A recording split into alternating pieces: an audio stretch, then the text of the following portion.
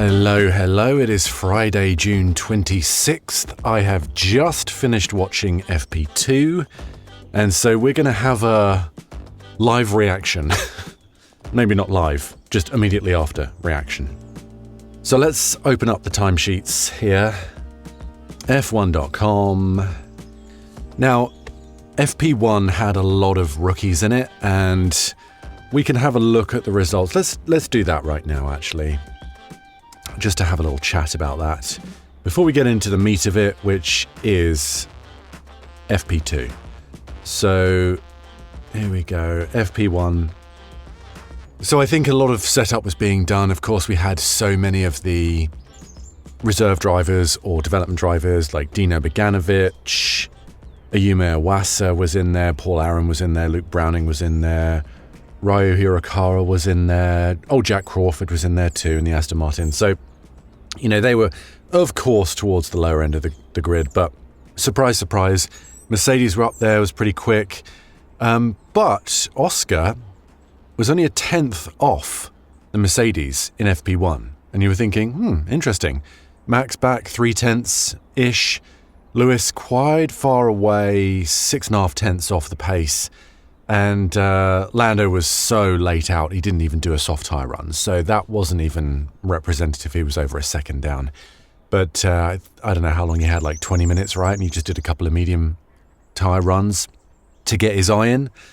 Then let's get to the meat of today, right? Let's get to FP2. That's what I really want to talk about. So for me, the big story here is Kimi looking dominant. Now, of course, he was ahead of George in FP1, but there wasn't a lot in it. What was it, like half a tenth or something? I can't remember. I just closed the window. But in this session, Kimi, every time, actually all day, every time they went out, Kimi looked like he had a little bit of time on George. Throughout a lot of today, it didn't look like it was a lot. George was pushing way too hard, I think. I don't know if that was saving face or something, because George ended up 6 tenths behind Kimi, and that's not his actual pace. However, George is definitely, I think, behind Kimi performance-wise, just not by that amount. There's just a sort of ease about Kimi whenever he comes out on track in pretty much wherever they go this season. And I think this expected dip in form in the Euro season that was potentially talked about by people who were maybe Kimi detractors or were kind of hoping for more of a competitive season and hoping that the Mercedes didn't just run away with it, isn't materializing. You know, he had a terrible run of results in Europe last season. And so there was, I think, for the people who just wanted everything to level out, I think there was somewhat of a hope that that would happen again. And then everything would be competitive at the end of the season again. You know, if Kimi's car hadn't pooped out in Barcelona, this would be such an extraordinarily dominant position for him to be in. It's pretty dominant as it is, you know. But yeah, Kimi really does have the bit between his teeth. Now, it's only FP1 and 2. Let's not get too ahead of ourselves, of course. But momentum is a real thing.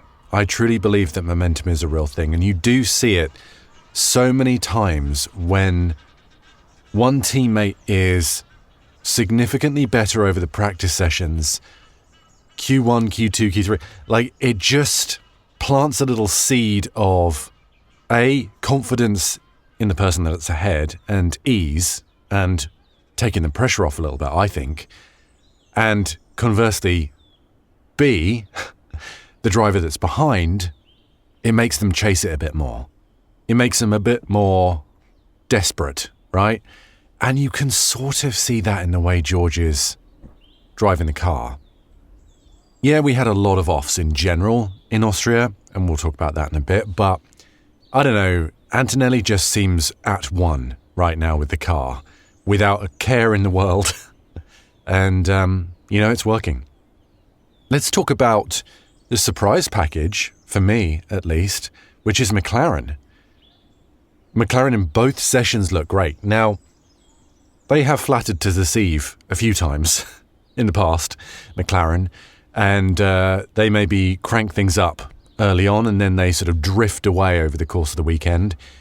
we'll see if that happens here. But Oscar, both sessions was looking strong. Lando, as I said, had that leak in the FP1 session and just got a few laps on the medium tyre, so that's not really representative. He did look fairly strong, Lando, with Oscar, and there's only, a tenth in it between the two of them, so it's, barely anything. Although a tenth is worth more around Austria because it's a short lap. However, they're close. Now, I didn't keep tally, but Lando was going off more than Oscar, right? He kept going off at turn 3 and was really hustling. And you heard him on the radio at the end saying that his brakes were on fire for a while, which suggests he was really pushing it. But yeah, the McLarens look good, but I'm fully expecting tables to turn tomorrow on Saturday, and a lot of other teams making a step forward and maybe McLaren not going with them. Who knows? Maybe this is actually their pace, but this wouldn't be too out of character given some of the weekends we've had in the past. Max is down in P4, over half a second off. A pretty chaotic Red Bull weekend so far. They've brought all these upgrades, so they just need time on track. And in FP1, they couldn't get the cars out the pit lane. They kept conking out as they were trundling down the pit lane, and then they'd have to wheel them back in. Embarrassing. Eventually, both of them got out, particularly Max. And actually, when he was out in FP1, put in a pretty good time. From what I remember, I think it was 2.5 tenths, maybe 3 tenths off. Kimi wasn't too far off, in the sort of there or thereabouts range. Max is 5.5 tenths down. Isaac is 7.5 tenths down. So only a couple of tenths between the two of them. So again, Isaac proving a good number 2, right, to Max. If this had been previous years, you'd have been thinking there was more than half a second between Max and his teammate. Then Lewis was down in P5, 6 tenths off Kimi's time. Ferrari not looking amazing right now. I mean, they've brought the upgrades to the car and the power unit. Maybe they're easing things in. If you remember in Spain, they didn't look particularly strong. And then Lewis pulled that wonder lap out at the end and got on the front row. So it's hard to figure out what's going on with Lewis. Obviously, Charles wasn't in FP1. That was Dino Beganovic. So this was his first session in the Ferrari. And so he was, what's that? Lewis was 6 tenths off. Charles 8.5 tenths off. So 2.5 tenths between them two. Not crazy, not that wildly different. But yeah, Ferrari don't look like they're fully dialed in yet. And, that kind of makes sense, I guess, if you bring the updates. But Mercedes also brought the updates. So yeah, we'll see. We'll see what happens with Ferrari. These FP sessions are super hard to read because things can really change overnight. And, so many times, how many times have we said it? Red Bull looked nowhere on the Friday and then are right there in the mix on the Saturday and the Sunday. So I reckon there's going to be a lot of learning. Hopefully they just screw the seat in right for Saturday on Max's car. What was going on with that? That was bizarre. He was saying he was laying down at one point. I don't know if it was sliding around and under braking it was sliding out underneath him. It's truly bizarre. Anyway, they took the seat out and reattached it again. So yeah, George down in P6, 6 tenths off. That's wild. Isaac in P7, 7.5 tenths off. Like I say, 2 tenths behind Max in P4. Charles, like I said when we were talking about Lewis, he's down in P8, 8.5 tenths off. And then we're getting into the midfield. Leading the midfield pack, Liam Lawson in Racing Bulls, 1.2 seconds off. Now, I'll be honest, at a short track like this, that's quite a long way off.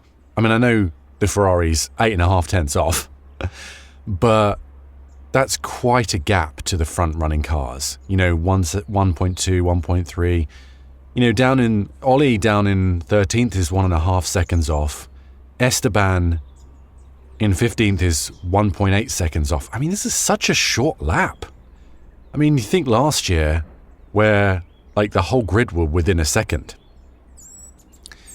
So, yeah, it's a big divergence of performance across all the teams, really showing up at this track, interestingly. So, yeah, Liam Lawson leading the midfield in the Racing Bulls. He did a 1.2, he was 1.2 off, Arvid 1.3, so pretty close. Arvid down in 12th. So from Liam in 9th with a 1.2 second off pace down to Arvid, there wasn't much in it. So it was Liam, Gabby, Pierre, Arvid. That was the order. So real mix of cars there. Racing Bulls, Audi, Alpine, back to Racing Bulls again. Fastest Haas, Ollie Behrman. Surprise, surprise. He did a 1.518. Then it was Nico, 1.54. And, you know, Esteban 0.3 off in P15. 0.3 off Ollie. He was only 2 spots down, but properly 0.3 off. He was only 1,000th of a second above Franco Colapinto. So from Esteban, Franco, and Albon, what's that? Less than 2 100ths between all 3 of those. Something happened with Carlos. He was miles away. He was 2.1 seconds off the pace. Then, of course, we get into the Aston Martins, 3.5 tenths off. Fernando slightly faster than Stroll. And then an absolute disaster for the Cadillacs. Just Sergio having an absolute nightmare in FP1, stopping on track. Valtteri doing pretty well. I think I can't remember where he finished. It was something like 15th or something in FP1. But FP2, both cars, just, you know, Sergio's woes continue with that car just crapping out on track. Valtteri Bottas's front of the underfloor setting on fire and retiring the car. I mean, Valtteri was 4.3 off. They obviously didn't do... I don't know if they did a soft tyre run or where they were when they retired in their program, but who knows what's going on with Cadillacs. So those are the results. Overall thoughts, these cars look a handful in Austria. And that's fun for us, you know. They're hustling them into turn 3 and they're often outbraking themselves into turn 3. So I think turn 1 is going to be very interesting. They're quite often breaking into turn 1. So turn 1 in the race is going to be chaos. I'm convinced of it. And also turn 3. Pretty normal to have major incidents in both of those, particularly in turn 3, after coming in up the hill at 200 miles an hour, stopping into a real tight right-hander. Remember when Kimi just ploughed through everyone, wiped out Verstappen? Was that last year? I think it was last year. I don't know, time is confusing sometimes. But yeah, anyway, so I think we're going to have some real issues with drivers outbraking themselves, obviously in qualifying when they're really pushing. But first lap incidents, fatigue incidents during the race, you know, when it gets towards sort of 3/4 of the way through and they're all blazingly hot. Speaking of heat and reliability, I think we're going to have some real brake issues. You know, that's another reason why cars will be going off. Them just losing that braking power and just overshooting and, you know, people going off at the last turn. How often do you see Verstappen outbraking himself into a fast corner like that? Understeered straight off the track. So I think it's going to be a bit of a race of attrition. And they were having hard times cooling the brakes, even doing relatively short race runs in an FP2, let alone a whole race, let alone following other cars lap after lap. So it would be amazing if we got more than like 15 people finishing this race. That's my prediction. Just sticking it out gives you a chance of getting a point or two, right? If you're outside the sort of main teams, there's a bit of a chance there. So yeah, there was a lot of interesting action out there on track. Kimi looking imperious. Ferrari, who knows what's going on, where they are. McLaren looking good, but is this more flattering than where they actually are? Are they not conserving? I'd be surprised if they weren't. They should be, with the unreliability of this power unit. Of course they should be. Red Bull, a bit chaotic. Not ideal for them with the amount of upgrades, the car upgrades that they've brought. Obviously, they can't upgrade their power unit. So it's all in the upgrades. They seem to be having a lot of issue with the power unit. I don't know if this is a turbo lag issue, because both Verstappen and Hajar were complaining about drive off the corner, which suggests it could be a turbo lag issue. Suggests they could have a nightmare off the line. Could be another terrible start for the Red Bulls. You know, I'm armchair engineering it over here. This is purely a guess. They could fill that in, of course, with electrical power, but then they're sacrificing that in other parts. So maybe they got the ratio wrong a little bit in free practice. So those are the main protagonists. Mercedes, McLaren, Ferrari, Red Bull sort of in limbo a little bit. Once again, Liam Lawson proving he's a pretty solid driver in the midfield there. This run of form continues, and he's giving Red Bull a bit of a potential headache here, because if something was to happen with Verstappen going somewhere else, which is looking less and less likely given some of the statements, although who's really to believe public statements by drivers? I'm referring to Russell saying he's definitely going to be at Mercedes next year. Yeah, we'll take that with a grain of salt. Let's see what actually happens. But he's giving Red Bull some potential headaches here, because if there are going to be some driver shifts, maybe some promotions from F2, Solov, for example, out of the two racing bulls, given the fact that Liam got his opportunity, you would say, and the fact that Arvid is this young, exciting talent.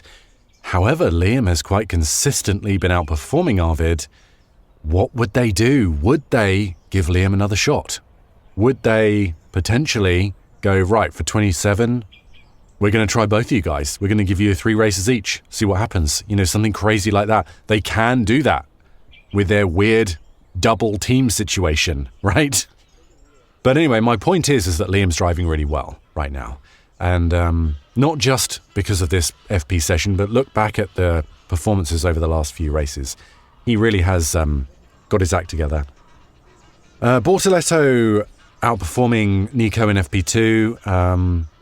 Not by a lot, 0.2, but, you know, that's an interesting thing. So Audi there or thereabouts again. Remember, it's a new team, albeit not really a new team because they just rebranded as Audi with a new power unit. But, you know, that's impressive to be top 10. And yeah, everyone else kind of where they're expected to be. Those are my initial reactions. There are going to be driver briefings and things like that. We're going to hear from the team bosses and engineers and other people in the know, so I'm sure things will change between now and tomorrow. FP3 is going to be fascinating. How hard are they going to push? That qualifying run at the end of FP3 is going to be amazing. And no one's properly gone off, like, in a way that has hurt the car. Probably the place for that is the final corner, right? Where they can really bin it and end up in the barriers, a la George Russell a few years ago. Or was it last year? I can't remember. There is a fair amount of runoff most places. You know, top of turn 3, they're braking uphill. They can go off, but rarely is it so spectacular that they bin it into the wall. So, you know. But yeah, I mean, I think there'll be a lot of pushing in FP3, and we'll see a lot of offs, with the understanding that that's not necessarily catastrophic for qualifying if you don't hit the wall. So FP3 is going to be a lot of fun, I think, to watch if you're a neutral. And can George get his act together? That seems to be the sort of overarching theme of the season so far, post-Australia. And what do we make of the Ferrari? You know, are they holding back on the power unit right now? Are they just focusing on the car aero upgrades, knowing that they can just turn the power unit up to its max tomorrow? And are we going to see the Ferraris out of nowhere looking really competitive? Or is this all they have? It's so mysterious where Ferrari is right now. But yeah, anyway, that's my waffling. That's my take on it all. So I'll be back tomorrow after qualifying. I'm going to give you my thoughts on that. So stick around, please, if you can. I'll be talking about FP3 and qualifying, of course. And then after the race, I will record another episode, but it won't be out until probably the Monday morning. Maybe I'll release it in the afternoon. I don't know. Maybe I'll record it Monday morning. Who knows? It depends how I'm feeling. But yes, let's see what happens. So many questions yet unanswered. All right, I'll see you tomorrow. Bye-bye for now.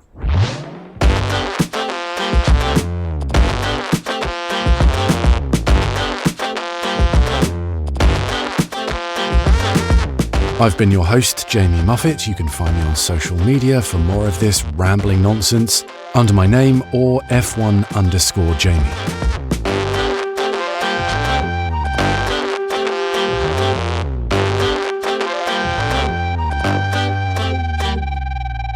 This is an RPS audio production.